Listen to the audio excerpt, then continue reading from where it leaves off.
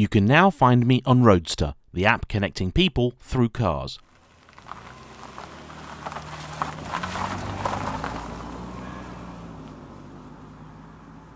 Hello everybody. Way back in 1999, my mother made a terrible mistake. She bought a Mercedes.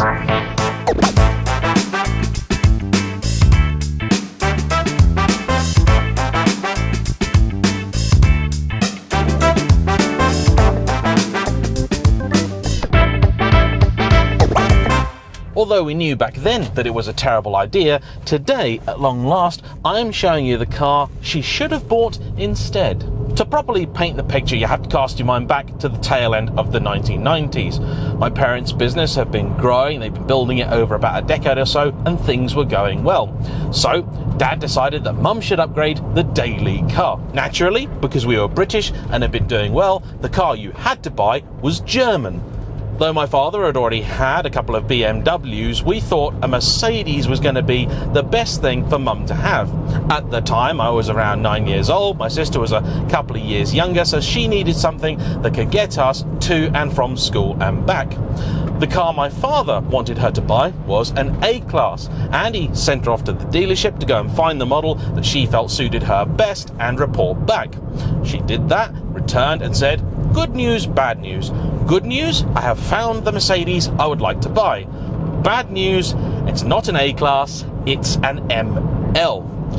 Fortunately, because business had been doing quite well and we lived in the middle of the countryside where it did often flood, Dad said, you know what, this is not an entirely terrible idea. The ML was a fairly new thing at the time, and he said, yeah, okay, it's a lot more money than we were hoping to spend, but we'll have it for quite a while, we'll get our use out of it, and it should provide a bit of additional flexibility and security over what the A-Class would bring.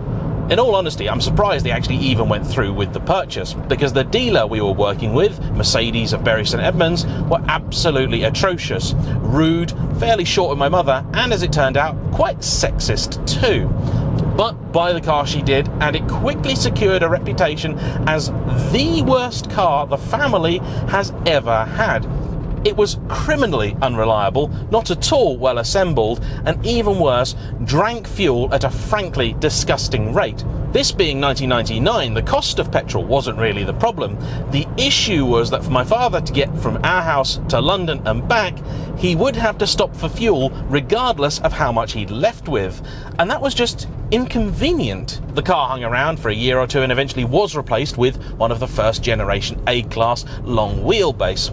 That turned out to also be an utterly terrible car, and more on that if I ever get the chance to review one. So then, onto the car that I'm touting as what Mother should have bought instead, the Lexus RX300. The new price of a Mercedes ML320 in around 2000 was about 33,000 quid. Unfortunately, I haven't been able to source an equivalent price for an RX300. If somebody in the comment section happens to know how much one of these cost when they were new, please do let us all know. But I think it was roughly similar money, perhaps a little bit cheaper. There's certainly plenty of reasons why I can imagine somebody would want the Mercedes over the Lexus. The two were released at near enough the same time as well, with the ML making a fairly famous first appearance in the Jurassic Park sequel, The Lost World. This debuted in 1997 in Japan as the Toyota Harrier and was sold under that name for quite a while. It was then released to the international markets in 1998. From the outside, I'd forgive you if you thought this was simply a Chinese knockoff replica of the old Merc ML. It's got a very similar looking profile, including the fairly distinctive little C-pillar that cuts through a portion of glass at the back of the car. Particularly in this silver shade, I would forgive anybody who took a quick look at it and said, oh yeah, that's an old Mercedes. But old Mercedes it is not. The interior is this wonderful mixture of fairly cheap and ordinary Japanese car and also high-end upmarket Lexus. So you've got swathes of real leather here and the seats, which are absolutely wonderful, but then there's some soft material up top that I think could be vinyl. The dash is printed in the exact same pattern as you'll find in nearly any old Toyota, including stuff like my Celica. The stalks and mirror controls, similarly, they feel very much old Japanese car. But the dash is very nice, quite elegant, reminds me of my Mercedes S-Class. The seats, already mentioned, really quite nice. The gear lever here has a little bit of stitching on it, so feels proper, and incidentally is connected exclusively to a 4-speed automatic. That may have disappointed buyers at the time, because even by then, many companies, Mercedes included, had already moved on to 5-speed. The central cluster here is very classic 1990s, but has a screen up top which surprises me because it's very bright, very clear, seems actually quite high resolution, but that may simply be because it's very small. It even has satellite navigation, though I'm not going to bother even trying with it. You've got your audio controls and a basic trip computer too. The stereo, as it happens, is absolutely superb. This is, and I've only listened to it briefly, one of the best systems in any car I've tested ever, and it's merely badged as the Lexus Premium Stereo. Nothing fancy about it. You got some tweeters at the top of the dash. I don't even know where the rest of the speakers are. I can see one at the base of the doors, but this is really very good.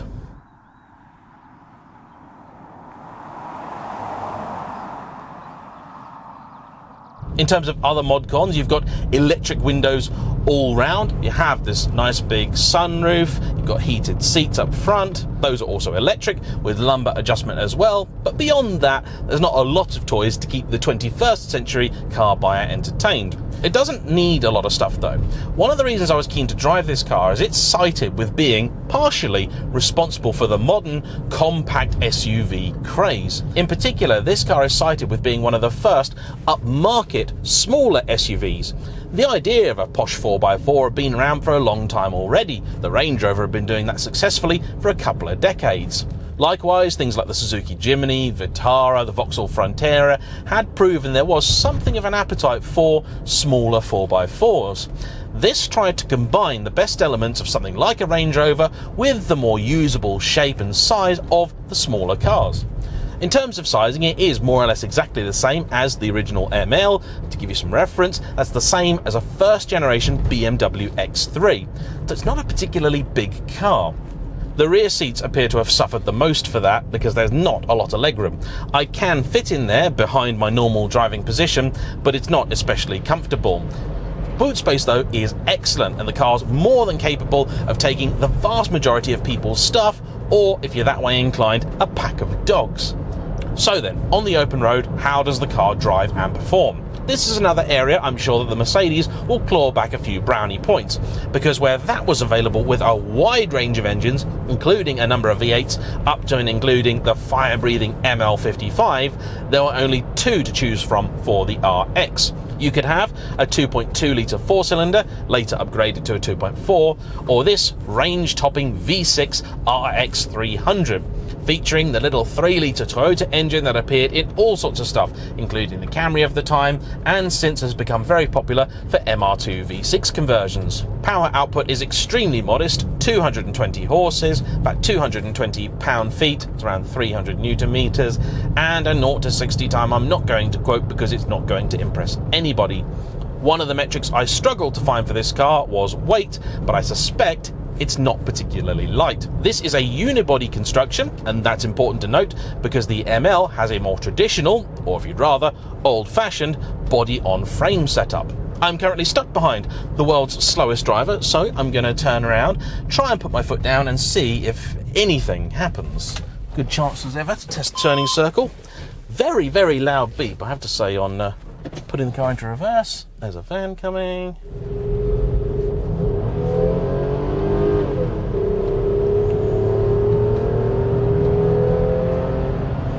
It's not actually that bad. It will get you to 60 eventually, and in the top reaches of the rev range with your foot absolutely planted, the engine even makes a fairly pleasant noise too.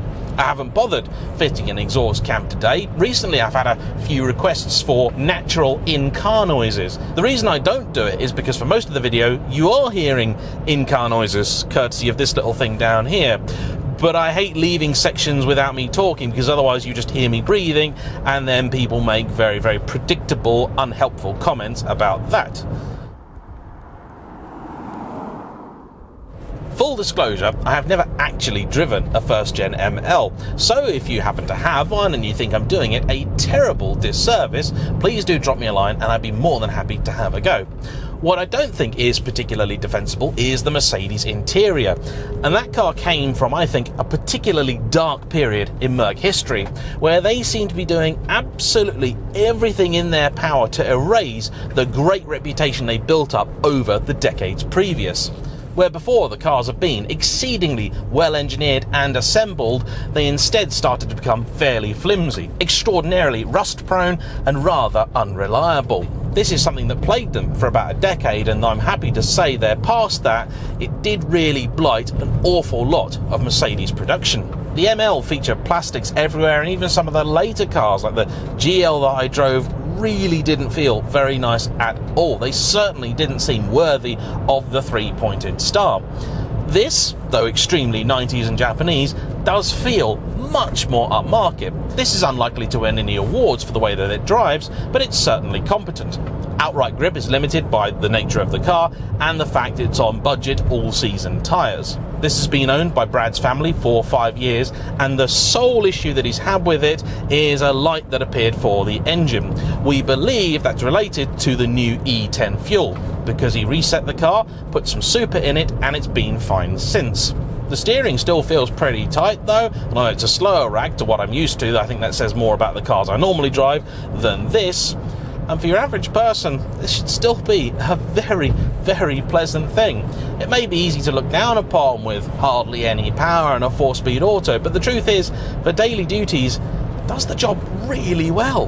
Ride quality is even decent, as evidenced here by the fact we just pulled over, and the suspension is taking this really rather well. Modern sporty SUVs can sometimes struggle to contain their mass and give you a ride that's far too firm. This, not so much. The whole time I've been driving the car, absolutely fine. It's really quite well judged.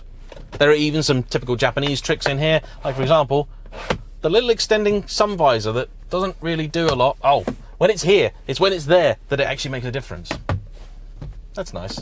Sunglasses holder here, and loads of storage down here. We've got, check that out, that's awesome. Cup holders everywhere, cup holders galore.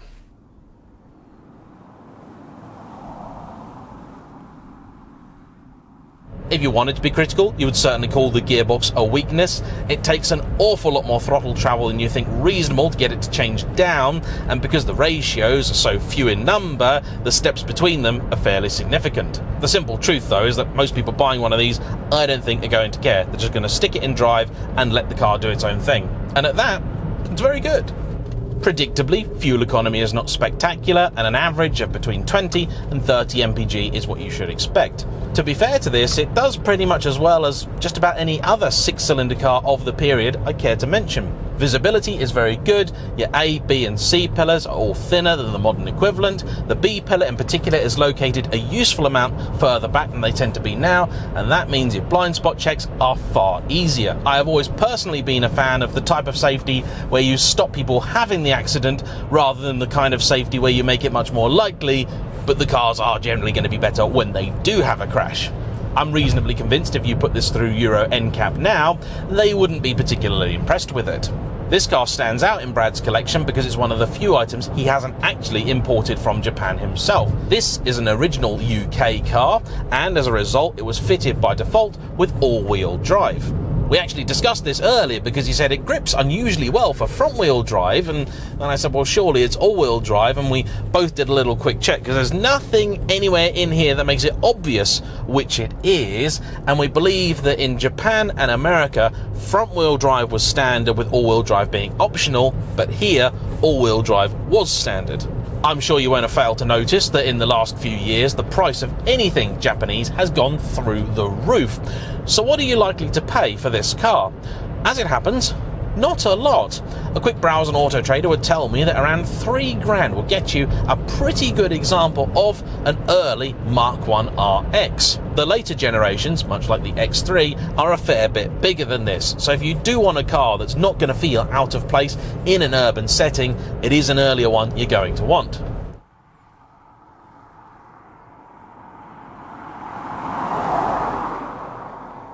There will be some buyer's guides out there on these cars. However, I think they sold far better in America and other markets than they did here. I genuinely don't really remember them ever being much of a thing here, but apparently they were. You'll have noticed this one's been fitted with a tow bar because it was sold by Brad to his parents, who intended to use it as their caravan car. But the things that have happened in the last 2 years meant that it actually never really got used to tow said caravan, and the caravan is now gone, which is why the car's being sold shortly. On paper, this should be a car that I really thoroughly dislike. It's a small SUV, which I've got an inherent hatred of, and while I've nothing against Lexus, if I was going to buy one, there are plenty of other models I'd go for first. Yet this car has such a fine combination of characteristics. Not only would it have been a good buy when new, it's a sensational buy now, provided where you live isn't going to bring any unusual financial penalties for running an older car. This is absolutely fantastic machine. It's very well screwed together, the stereo is excellent, it's not disgusting on fuel, it is relentlessly reliable, it has just enough toys to keep you occupied. Even this lighter headlining, which I normally would dislike, and to be fair, the material is just not befitting a Lexus, I don't dislike, because this car does have a sunroof, which I really like, but it doesn't extend all the way back. Many modern cars are the same. The difference is, though, that particularly if you take something German, it'll probably have a darker headliner. You combine that with black leather and the now very popular privacy glass, and the rear of most modern cars feels a little bit like a prism. This does not. This is quite significant because if you do transport people in the back, whether they be little or big ones, they're far less likely to get sick with a nice airy open cabin like this. That, I think, is enough for today. A huge thank you to Brad for bringing his car out. Believe it or not, we still have a few more from his collection to go through, including one that I have been desperate to get my hands on for quite some time. Thanks to you, of course, for watching. Please like, comment down below, hit that subscribe button if you haven't already, because we're marching ever closer towards 200,000 subs. Unbelievable. Thank you so much for supporting the channel. Even if this is the first video that you've watched, you've still been much more of a help to me than you may ever know. And I look forward to seeing you for the next one. Bye bye.